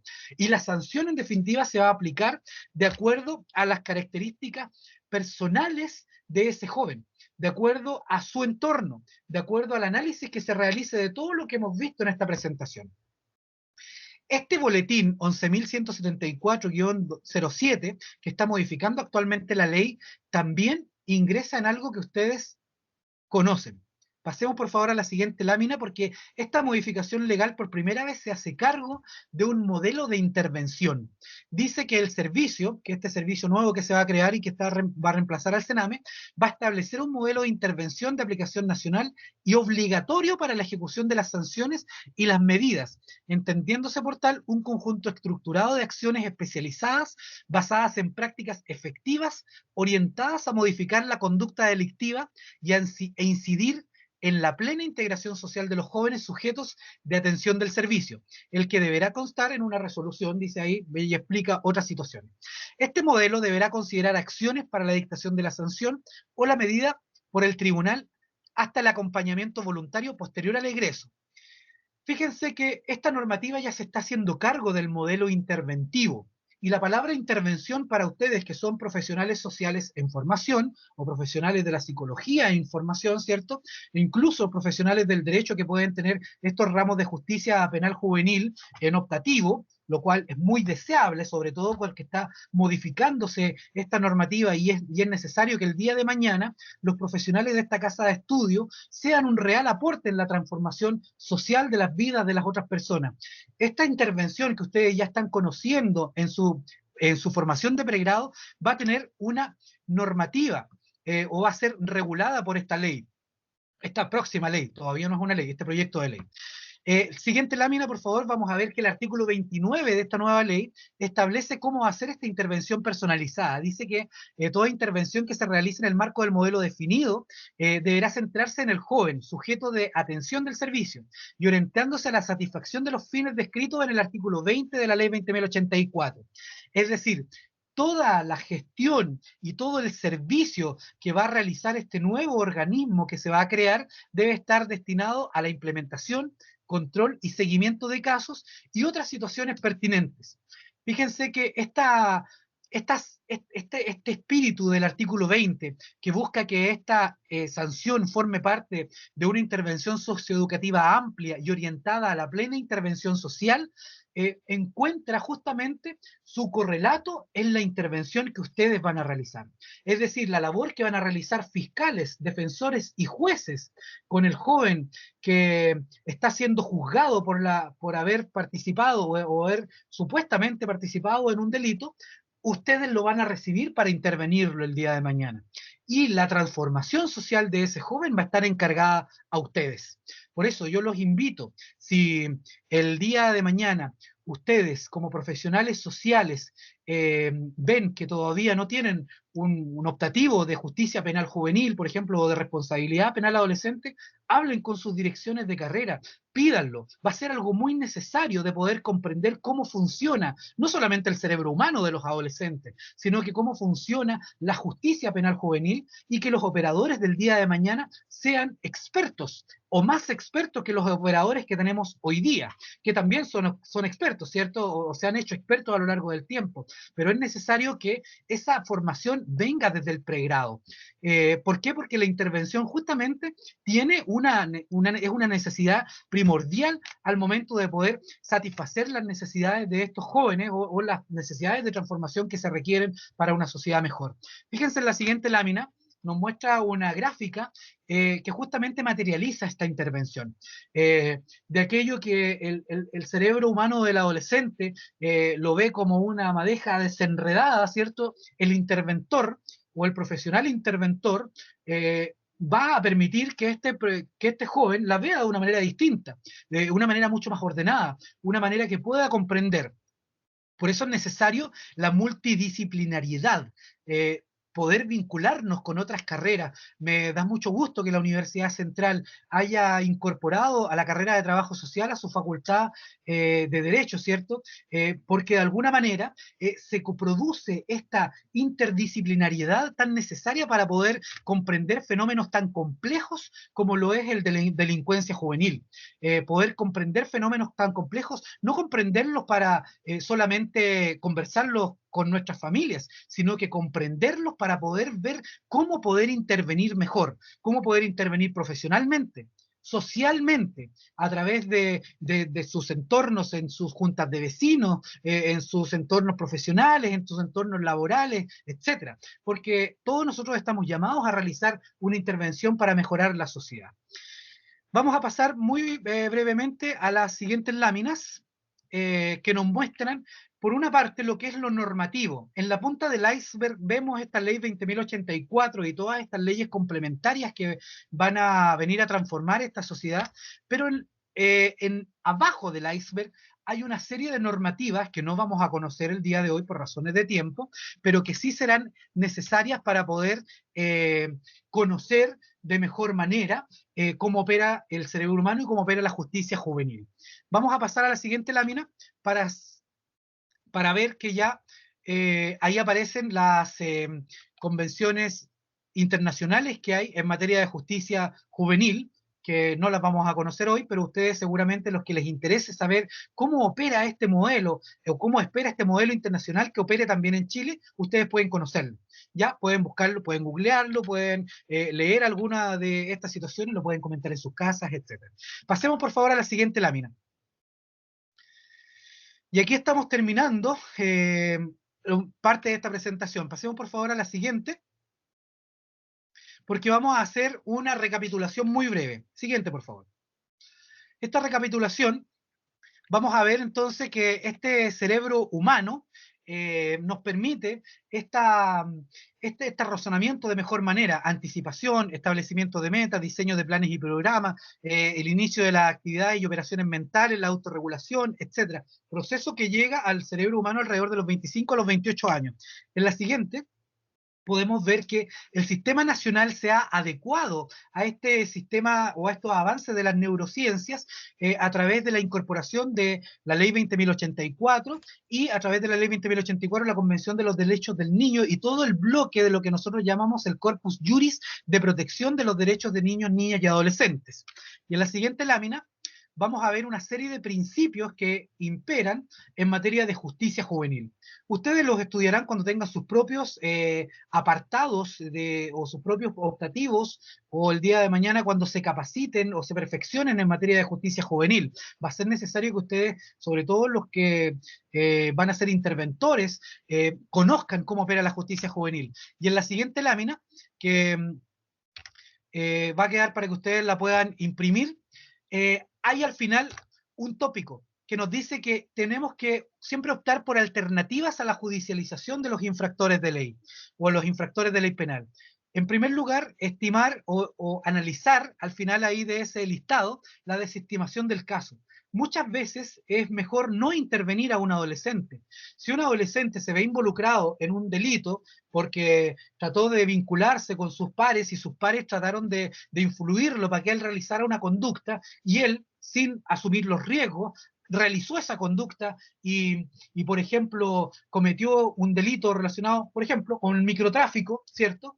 Y fue sorprendido en la calle con algunas sustancias ilícitas que nosotros podríamos conocer como sumidades floridas, ¿cierto? De cannabis sativa. Eso es un delito. Portar en la vía pública cannabis sativa es un delito. Podría ser perseguible penalmente. Y este adolescente que a lo mejor lo hizo para poder en congeniar con sus pares, para poder llevarse bien con sus amigos, va a ser sancionado. Ahora, fíjense que si este adolescente el día de mañana o no es intervenido y basta con una mínima intervención, que es uno de los principios que impera en materia de justicia juvenil, y se le explica las consecuencias de sus actos y que esto es un delito y que podría ser grave, puede que ese adolescente comprenda el alcance y diga, nunca más lo hago. Puede que sí. Y en muchos casos va a resultar eso así. Entonces, en esos casos en que puede resultar eso así, lo que se recomienda es desestimar penalmente el caso. No es necesario llevar ese adolescente, en el sistema internacional se recomienda que no se lleve necesariamente ese adolescente a la justicia, que no se le enfrente a un fiscal, que no se le enfrente a un juez, porque muchas veces ese adolescente, por el solo hecho de llegar detenido a la unidad policial y haber sido recibido después, entregado a sus padres, el castigo que va a recibir en sus casas puede ser mucho más grave que la intervención que podría realizar el Estado. Puede que sea mucho más grave para él el que se le prive del Play 4 durante un mes o 2 meses que una intervención socioeducativa amplia como lo espera la ley. Puede que para él el solo hecho de pensar en volver a estar sin sus juegos online o sin internet, o que se le desactive internet durante un tiempo, o que se le prive del teléfono celular, puede que sea un castigo mucho más disuasivo que los castigos que va a realizar el Estado. Ahora, el número 3 de estas alternativas a la judicialización nos propone que siempre podamos estudiar programas de remisión o programas de perdón, ¿cierto? En Chile no se aplica mucho eso. Hay posibilidades de remisión, sí. La ley 20.084 contempla la posibilidad de que una vez que los profesionales sociales o interventores del joven se dan cuenta que ya se produjo el desistimiento criminógeno y que el joven ya no está vinculado a conductas delictivas o que el joven está estudiando, está capacitándose, está en un tratamiento de droga y está muy bien encaminado, puede que ya no sea necesario seguirlo interviniendo. Entonces ahí se produce lo que en Chile conocemos como la remisión. Existe, se aplica poco, pero se aplica. Eh, porque algunos casos sí son muy exitosos. Ahora, ojo, y aquí es donde se abre un desafío para todos ustedes, sobre todo para los que estudian trabajo social o estudian psicología, y también para los que estudian derecho, porque hay medios alternativos de solución de controversia. El número 2 de ese último bloque de listado nos muestra medios alternativos. Y aquí vamos a pasar muy brevemente a la siguiente lámina, porque este modelo nuevo que está modificándose en el Congreso incluye en Chile lo que se llama justicia restaurativa. Pasemos por favor a la siguiente lámina, porque este modelo de justicia restaurativa es una respuesta diferente al sistema de justicia penal. El problema jurídico que se produce con la comisión de delitos, donde hay una víctima o donde hay un presunto infractor, ¿cierto? Un adolescente que ha incurrido en una conducta reñida socialmente, ¿cierto? Una conducta sancionada por la ley penal, este introduce a Chile un modelo nuevo que ustedes, no sé, algunos seguramente conocen, pero que la mayoría no conoce, porque es un modelo que solamente está discutiéndose en el Congreso y que se va a aplicar. Esto se viene. Así como que ustedes conocen el sistema de mediación familiar o de mediación en materia de familia, ¿cierto? O en materia laboral para los que estudian derecho, va a existir también un modelo de mediación en el ámbito penal, donde se va a dar una respuesta distinta a este problema o a este conflicto jurídico, ¿cierto? Una respuesta distinta que busca respetar la dignidad de las personas, que busca establecer condiciones de equidad un poco mejores, ¿cierto? Y se construye, como dice la lámina, construye comprensión y promueve armonía social a través de la sanación de las víctimas, de los infractores y la comunidad de seres humanos. Este modelo nuevo de intervención o de justicia restaurativa vuelve a las víctimas a un proceso distinto. Actualmente, yo les voy a contar muy brevemente que el proceso penal olvida a la víctima. En el proceso penal, la víctima es un sujeto procesal, pero no es un sujeto procesal que participa tan plenamente como lo hace el defensor, el fiscal o el sujeto procesal juez, o como lo hace el imputado, ¿cierto? A la víctima se le informa que están sucediendo todas estas cosas, pero no es oído en el sistema actual, salvo que se querelle. La víctima transformada en querellante sí es un sujeto procesal muy activo y siempre va a propenderse a través del querellante, ¿cierto? Una víctima empoderada. Actualmente las víctimas parecen no ser empoderadas porque no se querellan. Y ustedes el día de mañana podrán recomendar eso a las víctimas que conocen. Queréllese, siempre queréllese porque el querellante va a poder ejercer por sí todos los derechos que corresponden a la víctima. Ahora, ojo, eso es en el ámbito jurídico procesal penal, porque ahora, con este nuevo modelo, se va a introducir al sistema de justicia penal chileno una alternativa a este sistema jurídico penal. Y este sistema, esta alternativa, va a incorporar lo que se llama justicia restaurativa, donde a la víctima la sacamos de ese lugar olvidado donde actualmente está en el proceso penal y la llevamos a un lugar de participación, donde realice procesos de sanación con profesionales expertos, ¿cierto? Y donde de alguna manera en entornos protegidos pueda ir junto con el infractor, ir construyendo procesos paralelos que en algún momento se aúnen y busquen una sanación mejor, busquen una alternativa mejor y busquen, ¿por qué no decirlo?, procesos de perdón. Muchas veces a una víctima que es asaltada le basta con poder entender por qué me asaltó. ¿Y por qué me asaltaste? Y el joven podrá decirle, bueno, la ocasión hace el ladrón y usted iba hablando con el teléfono celular y yo me di cuenta de eso y por eso se lo quité y salí corriendo. Y le podrá permitir al joven pedirle perdón a la víctima, hacer un proceso que termine en una petición de perdón profunda y podrá permitirle a la víctima hacerle un proceso que termine en un conferir el perdón profundo. ¿Qué cosa más bonita cuando entre los humanos nos perdonamos. Qué gesto de amor más único que se da cuando de cada uno de nosotros nace ese perdón. Qué bonito que nuestro sistema legal chileno esté incorporando ejercicios como estos. Ahora, ojo, el sistema legal chileno y nuestros legisladores no son tontos. También se dan cuenta que esto no puede ser aplicable a todos los delitos. Y hay delitos que no va a poder aplicarse la mediación, pero hay muchos otros delitos en que sí. Muchos otros, y la mayoría de los delitos es que sí. Y este va a ser un desafío para ustedes como profesional social. Este va a ser un desafío para usted como interventor clínico, un desafío para usted como abogado, porque ustedes el día de mañana van a poder organizarse con otros profesionales, abogados, trabajadores sociales, psicólogos, y van a poder poner una oficina de mediación y van a poder llevar adelante estos procesos alternativos que buscan solucionar un conflicto penal. Esta charla no busca ahondar en este tema. Podríamos hablar toda la mañana sobre esto, todo el día. A mí me encanta, ya se han podido dar cuenta. Podríamos hablar toda la semana, pero la idea es que ustedes hoy perciban,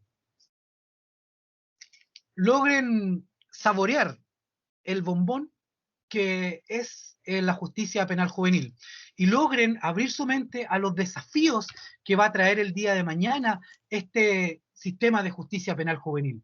Vamos a la siguiente lámina, porque les quiero terminar diciendo que todos los principios, reglas y normas que constituyen este sistema especial no buscan otra cosa que reconocer la dignidad de cada joven que está en contacto con la ley penal, reconocer sus características personales, reconocer su etapa del desarrollo y desde allí acusar, defender, juzgar e intervenir para aplicación de una sanción pedagógica que le permita a este joven incorporarse adecuadamente a la comunidad social.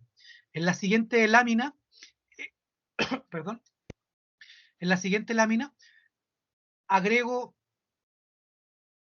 vocación y servicio, porque el día de mañana usted está estudiando lo que está estudiando ahora porque tiene una vocación, pero el día de mañana le va a corresponder prestar un servicio.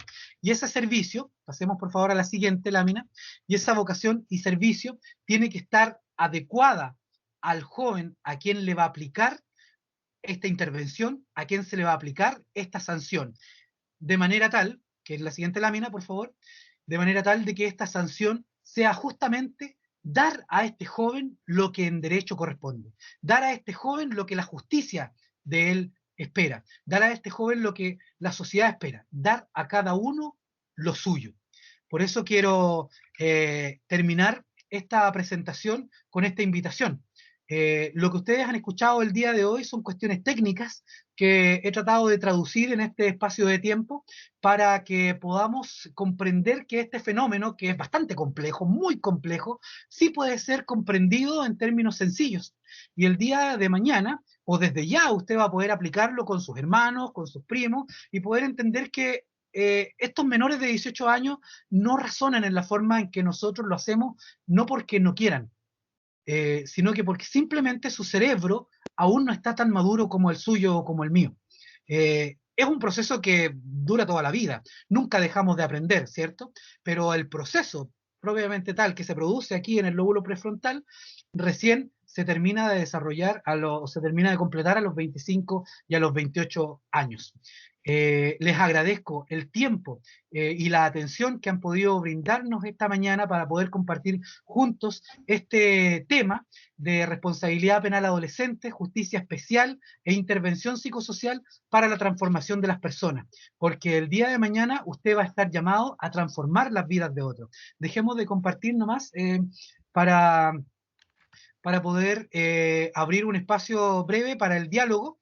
No sé si hay alguna pregunta que se pueda realizar ahora, porque mi invitación, como les decía, para ustedes es que no se conformen nunca con lo que se les entrega en el pregrado, sino que siempre busquen ir más allá, siempre busquen estudiar más, comprender más estos fenómenos sociales para poder entregar herramientas mejores a las personas que vamos a intervenir y a las personas que que se van a vincular con nosotros en nuestra sociedad.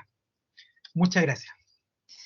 Gracias, Juan Patricio. Efectivamente, hay bastantes preguntas. Voy a partir, en razón a tu tiempo, tribunales, las que señala María Ignacia Urrutia respecto a, señala, ¿y por qué no se ha discutido sacar del catálogo de sanciones la internación en régimen cerrado? Para algunos es muy complicado pensar en poder eliminar las sanciones de régimen cerrado, porque tanto para la sociedad como para algunos adolescentes es necesario una intervención psicosocial profunda, intervención 24/7, como diríamos. Un joven que comete delitos graves o que comete o que se ve involucrado en un delito muy violento o muy grave y que tiene a lo mejor entornos muy complejos en su familia, en su población, no se puede intervenir manteniéndolo en ese lugar. Para algún tipo de delitos va a ser necesario intervenirlo 24/7. 24/7 sí va a significar tenerlo en un régimen cerrado, en un centro de régimen cerrado. Y para ello es necesario, aún para algún tipo de delito, ¿cierto? Y para algún tipo de adolescentes que requiere una intervención psicosocial profunda, tenerlo en un lugar donde esté 24/7, por el tiempo que sea necesario. Como la sanción es la intervención, el profesional interventor se va a dar cuenta cuándo va a ser necesario permitir que ese joven vuelva al medio libre, ¿cierto? A través de los procesos normales, porque en otra oportunidad podremos conversar sobre eso, pero hay en materia de justicia juvenil las posibilidades de sustitución de la sanción, cambiar la sanción de régimen cerrado por una sanción en el medio libre, como lo sería actualmente o en el futuro esta sanción de libertad asistida especial con pernoctación, ¿cierto? O con o con reclusión parcial, como se dice, o con internación parcial. Así que no se elimina porque todavía es necesaria y es necesaria para algunos tipos de casos, los más graves seguramente. Otra pregunta señala profesor González, señala lo siguiente, ¿por qué se decide eliminar la sanción de multas y régimen semicerrado? Ya, la sanción de multa se elimina porque en el contexto de que lo que es la sanción es la intervención, la multa no busca una intervención. Usted como profesional psicosocial no hace ninguna intervención para la transformación de esa vida a través de la aplicación de una multa. Muchas veces los adolescentes no pagan las multas, de hecho no están obligados al pago, los que pagan las multas son los padres, entonces no se produce esa transformación en la mente del joven de poder entender cómo opera esta transformación o este desistimiento criminógeno. Entonces se elimina la multa porque no hay intervención socioeducativa en la multa. Y se elimina también el régimen semicerrado, porque el régimen semicerrado en realidad no es que se elimine, se transforma ese régimen semicerrado en un régimen que busca centrarse más en la intervención, busca centrarse más en una opción de libertad asistida especial, o sea, profunda, ya no va a ser 24/7, sino que va a ser a lo mejor 12/7, ¿cierto? 8/7, 8 horas recluido, 8 horas o 12 horas encerrado y las otras 12 horas en libertad, para que pueda producirse este fenómeno. Actualmente el semicerrado funciona algo así, pero este sistema, pero se modifica este régimen cerrado por este otro sistema que es mucho mejor, que se centra más en la intervención, que es un concepto que ustedes conocen mejor que yo. Profesor, antes de seguir, saludos Constanza Segovia, señorita Constanza. La misma María Ignacia Urrutia señala, con respecto a la justicia penal especial, ¿los jóvenes infractores de ley también pueden acceder a un curador ad litem? Hay ciertos casos en los cuales la normativa considera un curador ad litem. Efectivamente, el curador ad litem es aquella persona que representa los intereses jurídicos de un joven, especialmente en un juicio, ¿cierto? En un pleito. En materia de adolescentes hay ciertos casos en que la ley sí lo exige. Por ejemplo, en algunos casos donde el joven tenga alguna situación de salud mental que deba ser despejada, eh, por tener algún trastorno o alguna condición de salud mental que le impida o actuar de manera como lo haría otro joven, ¿cierto? En esos casos se suspenden los procedimientos de adolescente y se empieza a investigar o se empieza a analizar esta otra situación de salud mental. Para esos casos, la ley exige que sí, obligatoriamente en justicia penal exista un curador ad litem. Las otras situaciones que se puedan dar van a quedar siempre a criterio del tribunal, pero al menos en esa situación que está contemplada en el artículo 458 y siguientes del Código Procesal Penal, sí se exige. Profesor, Diego Solís señala, alumno de optativo de pericia social forense, dice, ¿qué sucede cuando un niño, niña o adolescente comete un delito grave teniendo 17 años y estando pronto a cumplir sus 18 años? ¿La sanción se modifica al cumplir sus 18 años? ¿Puede ser enviada una condena con privación de libertad total? Interesante, ¿cierto? Exactamente. Muchos de mis imputados me hacen esa misma pregunta. Les voy a contar que el juzgamiento del adolescente se realiza considerando sus características personales. Así lo exige el derecho internacional y así se hace en Chile. Se toma una foto del momento en que, por así decirlo, del momento en que se comete el delito. Y se sanciona y se juzga a este joven con la edad que tenía al momento de cometer el delito. Si por alguna razón queda privado de libertad, si cumple los 18 años, se sigue considerando como si fuera adolescente, porque el delito supuestamente se habría cometido siendo adolescente.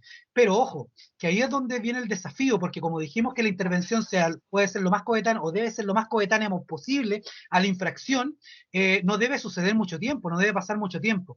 Por eso en un sistema de justicia que sea el ideal, la sanción debe ser inmediata.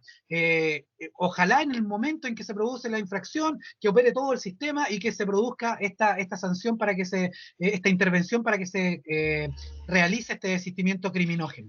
En ese sentido, si cumple los 18 años no pasa nada, no va a ser más grave, salvo en ciertas situaciones, que es una excepción que se contempla cuando el joven cometiendo delitos de adolescente o viéndose involucrado en delitos de adolescente, cumple los 18 años y sigue cometiendo los mismos delitos y después se le captura, por así decirlo. Entonces, en ese rango hoy conviven delitos de RPA, que llamamos nosotros, de responsabilidad penal adolescente, con delitos de adulto. Ahí lo que dice la ley actualmente es que se le va a sancionar como si fuera adulto, porque claro, ya se entiende que siguió cometiendo delitos de adulto y la intervención va a tener que considerar esta posibilidad, ¿cierto?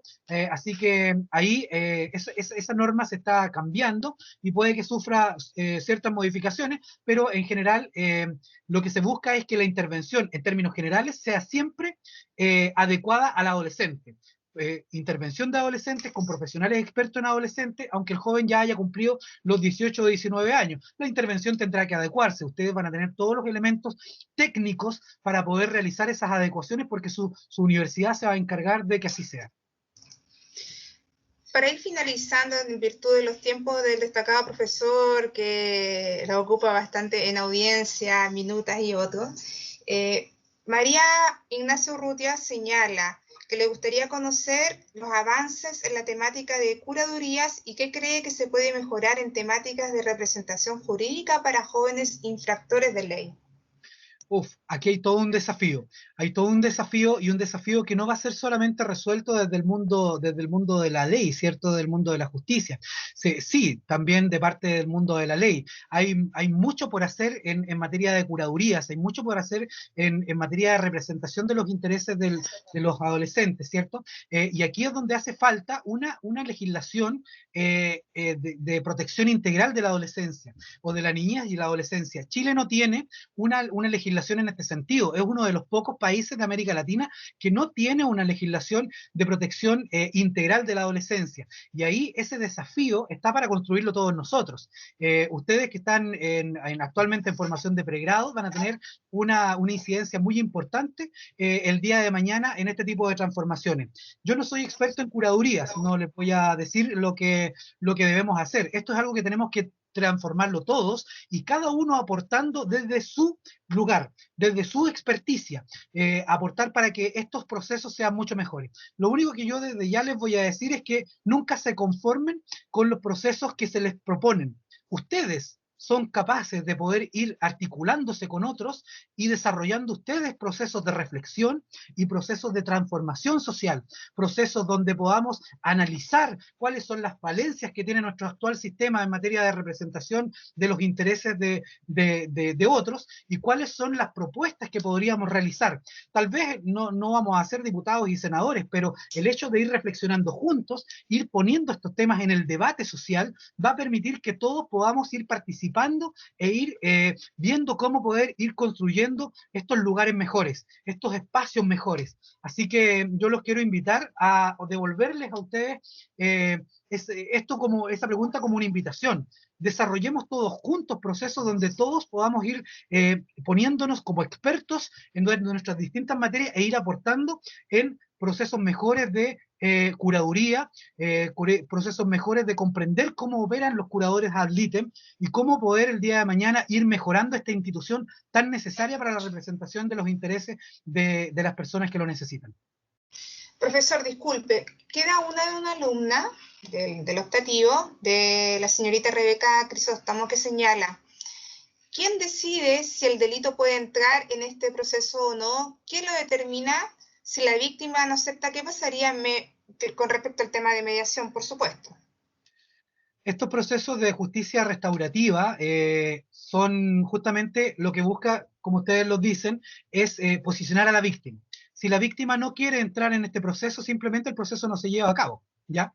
Pero justamente el desafío va a ser para ustedes como interventores el poder motivar a la víctima en que se puedan ir desarrollando estos procesos de acuerdo también a la experiencia de la propia víctima. Si ustedes se dan cuenta que la víctima sufrió una experiencia traumática y que está muy afectada, ustedes como profesionales expertos podrán ir haciendo el acompañamiento necesario para que el día de mañana se produzca esta transformación, porque usted cuando se enfrenta a una víctima, la idea es que el proceso de transformación también sea para ella, el proceso que no se vea enfrentada el día de mañana a una nueva comisión de un delito, que el día de mañana no vuelva a salir a la calle con el teléfono, hablando por teléfono, ¿cierto? Sino que también se produzcan en ella procesos de transformación que le permitan entender cómo operó en aquel momento el agresor, ¿cierto? Y poder en ella realizar estos procesos de liberación también. Ahora, habrá procesos que no serán tan exitosos, intervenciones ahí que no serán tan exitosas, y bueno, eso sucede siempre, pero la idea es que ustedes también puedan desarrollar todos estos acompañamientos de manera tal de que el efecto que se produzca también sea un efecto sanador, no solamente para la víctima, sino también para el infractor, o supuesto infractor, o también para usted como profesional y para la sociedad en definitiva, porque estos modelos de transformación social lo que buscan no es castigar por castigar, sino que lo que buscan es transformar las vidas de otros. Por eso esta presentación llevaba ese título, Justicia Especial e Intervención Psicosocial para la Transformación de Personas.